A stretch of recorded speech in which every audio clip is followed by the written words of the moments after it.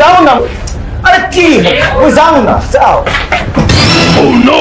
এই ওই যাও না, কি কি হচ্ছে? আর কি বিজলি তুমি কামটা একদম ঠিক হলো না। তুমি একটা ইয়াং অবিবাহিত মাতারি, আমি একটা অবিবাহিত ছেলে, এভাবে তুমি কিন্তু রুমের ভিতরে আমার নিয়ে আসতে পারো না। মোর কি কোনো ইজ্জতের দাম নাই নাকি?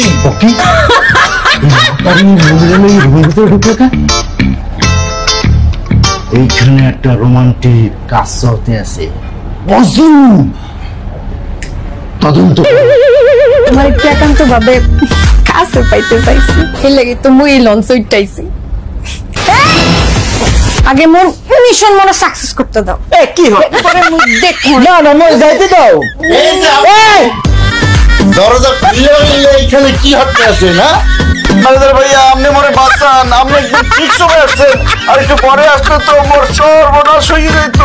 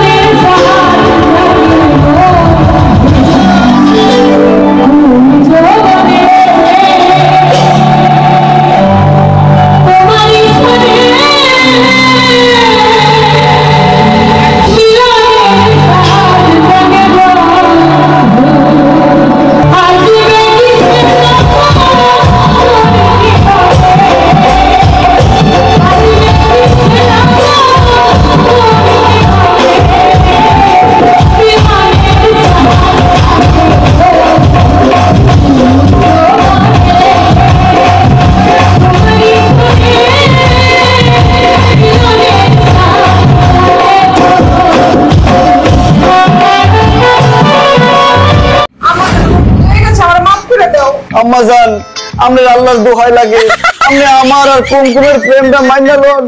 ওই বরিশাল্লা পোলা, বরিশাল দিয়ে ঢাকায় এসে পড়ে আছি শুধু কুমকুমের প্রেমের জন্য। আপনারা ভালো করে ভাইবা দেখেন, আপনারা মোরে এত অপছন্দ করেন কেন সেটাই বুঝতে পারছি। বরিশালের সব মানুষ কি অযোগ্য? আপনারা মোরে একটা সুযোগ দেন।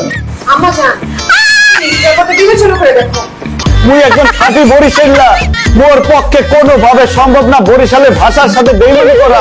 দেখেন, আপনারা আমার মুরব্বী, আপনাদের কাছে মুই একটা অনুরোধ করব, আপনারা শুধু 7টা দিন মোরে সময় দেন। বরিশাল যাইয়া মোর বাড়িতে খাইবেন, থাকবেন, আনন্দ করবেন, বরিশালের মানুষ দেখবেন। দেখার পর আপনারা চিন্তা করবেন, চিন্তা করে একটা সিদ্ধান্ত নেবেন যে বরিশাল মানুষের সাথে আপনারা কি আত্মীয়তা করবেন নাকি করবেন না। আচ্ছা পেঁচাল বন্ধ করো, আমি বুঝতে পারছি। ঠিক আছে, তোমার কথাও শুনলাম, মাগার 7 দিন টাইম দিলাম, ঠিক আছে?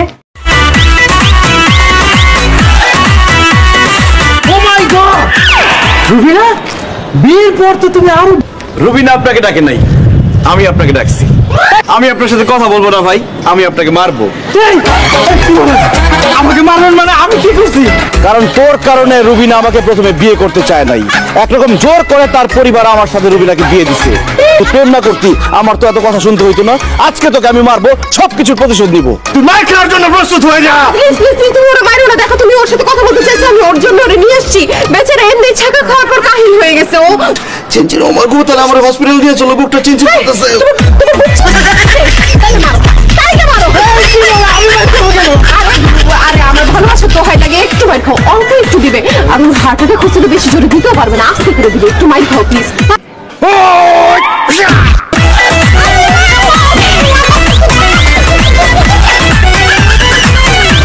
এটা তুই কি কইলি বান্ধবী? তুই হলি আমার জানের জান, একটা জিগির দিও। তুই এখানে পড়ে যাবি আর আমি খাড়া খাড়া দেখুম, এটা কি হয়? আরে আমগো বন্ধুত্ব ইস্পাতের মতো শক্ত।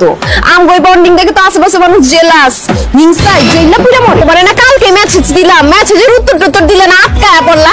আর কি করবো মমতাজ, মেসেজ পড়ার টাইম আছে, পড়ার যে চাপ, ওরে বাপ রে বাপ।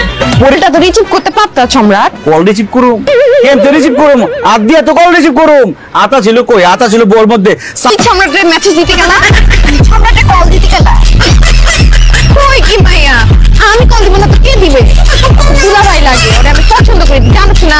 আরে তোর দুলাভাই লাগে, ওর সাথে তোমার বিয়ে কথাটা ভাঙা হয়ে গেছে। 2 দিন পরে তোর বাড়িতে বিয়ের কাজ পৌঁছে যাবে, বুঝছো? ম্যাডাম কি তুমি তোর সাথে আমার আর কোনো সম্পর্ক নাই। আজকে থেকে সম্পর্ক শুধু সম্রাটের সাথে আমার। কে রাস্তাটা কিন্তু ভালো হয়ে গেছে, কিন্তু এই সম্রাটকে আমি ছাড়তাছি না, কয়ে দিলাম। আমার বন্ধুরা তোমাকে যেন কি বলতে চায়। এই সীমান্ত বল না। কি বলতেছিস? আমি কিভাবে বলবো ভাবিরে? এই না তুই বল। আরে দূর, আমি সবার মধ্যে ছোট, আমি কিসের জন্য বলবো? এই তুই লম্বা মানুষ, তুই বল। আনিস, আমি বুঝতেছি না তোমার ফ্রেন্ডের প্রবলেম কি। কেউ তো কোনো কিছুই বলতে পারতেছে না। তুমি কি এমন আকাম কুকাম করে আসছো যে তারা মুখ ফুটে কিছু বলতেই পারতেছে না? এখন করতে পারিনি, করতে যাবো, সেই জন্য তোমার অনুমতি নিতে আসছি। করতে যাবো মানে? এই কি করতে যাবা? হ্যাং আউট করতে যাবো জান। এই মুখে কি সুপারি দিয়ে আসছো? কথা বলতে পারছো না ভাবি? আচ্ছা সীমান্ত ভাই, আপনার সাথে এমন কখনো হয়েছে কেউ আপনাকে গাছের সাথে উল্টা করে ঝুলায়া ইচ্ছা মতো পিটাইছে? না না ভাবি, কি বলছেন? এমন কেন? কি বলতেছো তুমি এইসব? ওরা আমার ছোটবেলার বন্ধু, ছোটবেলা থেকে ওদের সাথে খেলছি, ঘুরছি, আড্ডা দিচ্ছি। এখন ওদের সাথে সম্পর্ক রাখতে পারবো না কেন? কারণ সৎ সঙ্গে স্বর্গবাস আর এই অসৎ সঙ্গে সর্বনাশ। আর আমি তো তোমার বউ হয়ে তোমার এত বড় সর্বনাশ করতে দিতে পারি না। এই আপনারা কারা আছেন? যান এখন বাসা থেকে বেরো, নাইলে কিন্তু সব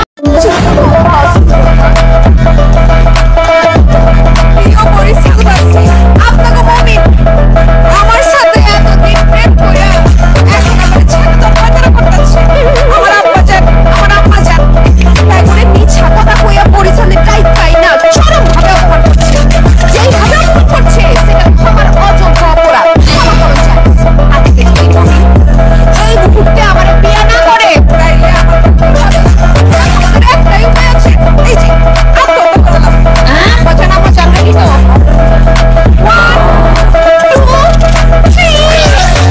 কি হতে আছো? কি হতে আছো?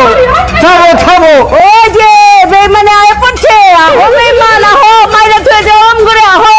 দেখো মোরা বৈশাখবাসী বালা মানু, তোমরা ঢাকাইয়ার যদি এইভাবে ফাঁসিতে ঝুলে পড়ো, মগের পুলিশ ধরে লইয়ে যাবে। দেখো মগের ফাঁসাইও না, চেক করে নেই মারছো। থামো। খালি বললেই হলো আমি 2 নাম্বার জামাই, আমি 1 নাম্বার জামাই। 3 বছর ধরে লতার সাথে প্রেম করতেছি, এমনি এমনি ছেড়ে দেবার লোক আমি না। আপনি রাস্তা মারতে পারেন। দেখেন ভাই, অতীত ভুলে যান, পাস্ট ইজ পাস্ট। আমার শ্বশুর আব্বা থেকে শুরু করে এই পারে 14 বছর সবাই আমার সাথে বিয়ে দেওয়ার জন্য রাজি। এখানে আপনি বাধা দেওয়া মানে আইনগত অপরাধ। কি এসে যাবো, কথা বলেন না কেন? জামাই তো 100% ঠিক কথা বলছে। হ্যাঁ আব্বাজান, আপনার এই নতুন জামাই সবসময় সঠিক কথাই বলে, কিন্তু আসল কাজে গিয়ে সে লেট করে ফেলে। ভাই তুমি ট্রেন মিস করে ফেলছো। আমার সাথে লতার সম্পর্ক 3 বছর আগে, তুমি তো তার চিন্তাই না তখন। তার মধ্যে আমি এই বাড়িতে আসছি তোমার 1 ঘন্টা আগে। গেটে আসার পরে সব আনুষ্ঠানিকতা শেষ।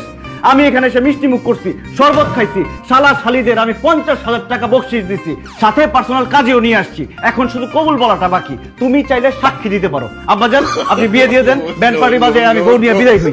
আরে ভাই, আপনি দুটো পায়ে ধরে, আপনি দয়া করে ব্যান্ড করে আমার সামনে নিয়ে আসবেন না। ব্যান্ড করে তেরো সব আমার ভিতরে খড়ক খড়ক করে বাজে। ভাই তুমি বুঝাও না কিল্লিকা চট্ট। কি বলেন আম্মা? এটা সিরা বিরা জিন্স, এরকম পুরান সিরা বিরা জিন্স আপনি কি ভ্যান্ডার দিয়ে কিনছেন? এই সিরা জিন্স আমি কেমনে পরুম? হ্যাঁ জামাই, তুমি হইতেছো গিয়া মডার্ন যুগে পোলাপান। তুমি সিরা জিন্সের প্যান্ট আর উড়া ধরে টি শার্ট পরে থাকবা, তা না তো তুমি একদম জামা আর প্যান্ট পরে থাকো। এই সিরা জিন্সের প্যান্ট আর এই টি শার্টটা পরলে তোমার বয়স কম 5 বছর কমে যাবে। ঠিক আছে আম্মা, কিন্তু এই সিরা জিন্স প্যান্ট দেখে মনে হচ্ছে এটা আমি খাই দেবো। আমি তোমার বউ আছি কি জন্য? শুনো, তুমি খালি প্যান্টের ভিতরে পাটা ঢুকাইবা, টাইম না উপরে তোলার দায়িত্ব আমার আর আম্মার। আম্মা লুঙ্গি আর দড়ি প্লিজ। আমি আনতেছি, রেডি আছে।